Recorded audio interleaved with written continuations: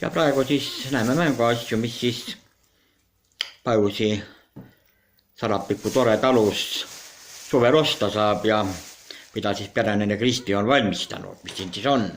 Stressi, ussid ja jänested ja rikkad maailmist.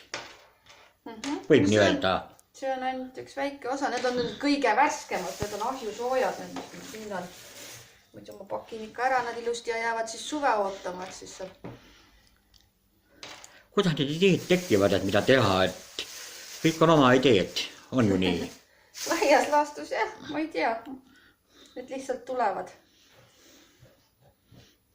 Vaatad materjali ja vaatad need. Mida kõige raskem on teha olnud? Mänguasjadest või? Jah. Ei olegi raske, kõik on mõnus. Kõik on mõnus.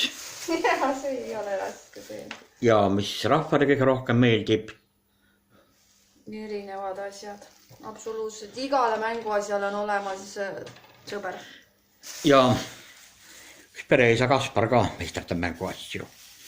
Väga vähe, natukene. Aga mis tööd ütleme,